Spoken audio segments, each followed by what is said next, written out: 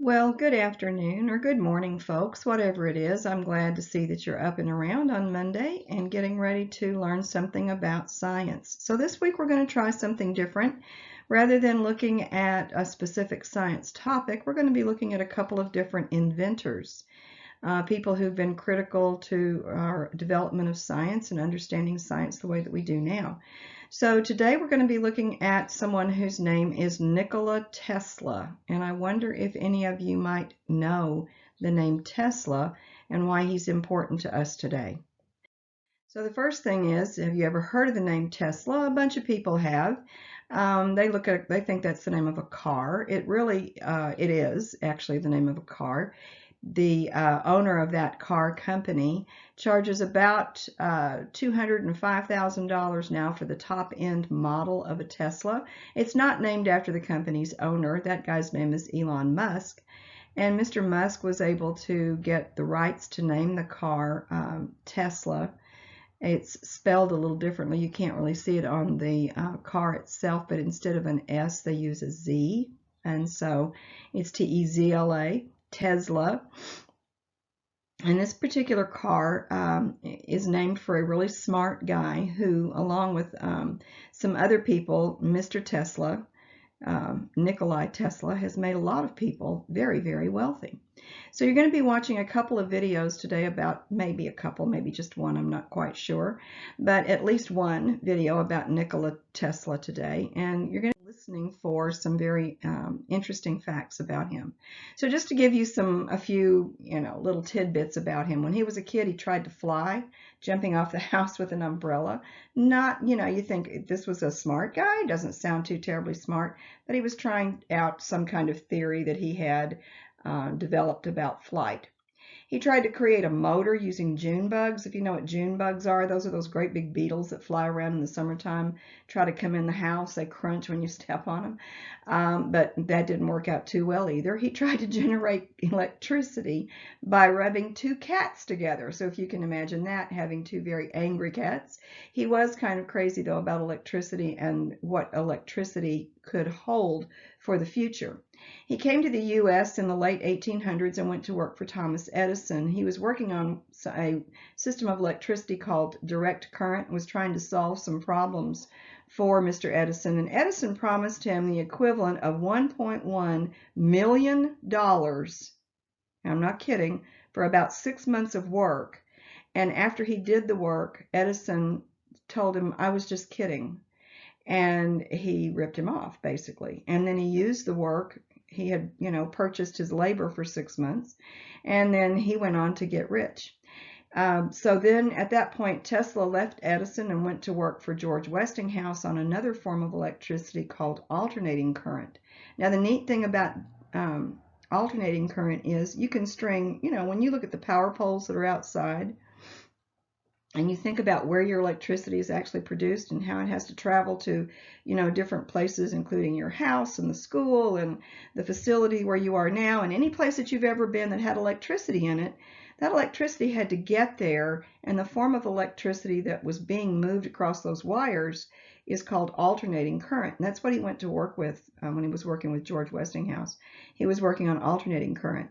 Direct current, Edison, using direct current can only be transferred about 2 miles on a wire is all. And so you can see definitely what the advantage to alternating current would be for power companies. They would want that most definitely instead of direct current.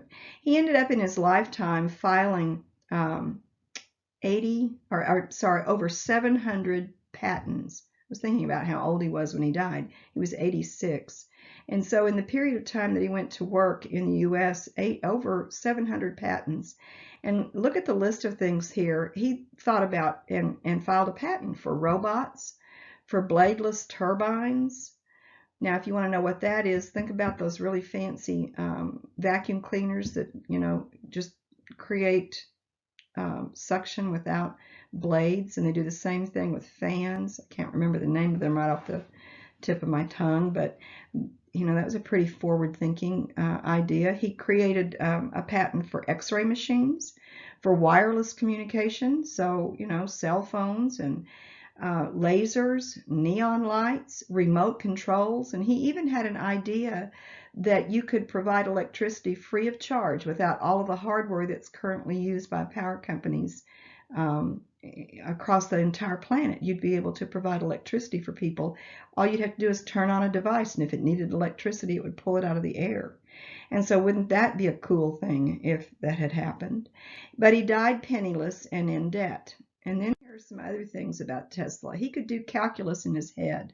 When he was in school, teachers accused him of cheating and copying other students' work because he didn't have to write down the process and solve it on paper. He just did it in his head and wrote down his answers.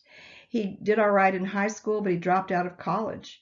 He could speak 8 languages. He had a photographic memory. No doubt this guy was pretty smart. He never owned a home.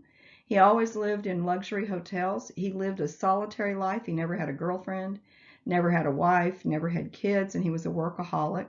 Nobody would have wanted to put up with that. He could have been a billionaire, but he was lousy with money, and he was a gambler. He developed the first hydroelectric power plant, so in other words, using moving water to create electricity, and he developed this at Niagara Falls. He was a big environmentalist and felt like we should take care of the environment, and one way to make sure we're doing that is to use as little as or to create as little as possible any pollution while we're making electricity. Hydroelectric power is non-polluting. He was the first person to ever file a patent for a drone. You think about drones. He filed a patent for a drone back in the 1800s, and he actually had a self-destruct mechanism in his plan, in his patent, so that if the drone was used for military purposes, it could be destroyed by anyone. So if it looked like it was going to, come in and target, something and maybe drop a bomb or whatever, you could actually destroy it before it ever got to you. Nowadays, we use drones for a lot of our battles that we fight overseas. He was actually considered, he moved here from Serbia when he was in his early 20s, and he was actually considered a threat to U.S. security because he was so smart. People didn't really understand what he was working on.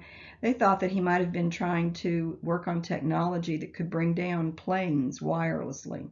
So, if a plane was flying somewhere on a mission, you could bring it down like using I guess they thought like a remote control or something. Anyway, he died when he was 86 years old in a luxury hotel room because remember, he never owned a home. Kind of a lonely guy, could have been very wealthy, but money doesn't make you live forever. But these are some things about Nikola Tesla. So what I want to do next is I want you to watch the video. I want you to listen because I'm going to ask you to write down 3 things that you didn't know about Nikola Tesla that you found out on the video. And then I want you to color the image, the paper that you have. Then on Tuesday, you'll have a written assignment. On Wednesday, coming up next is Galileo Galilei.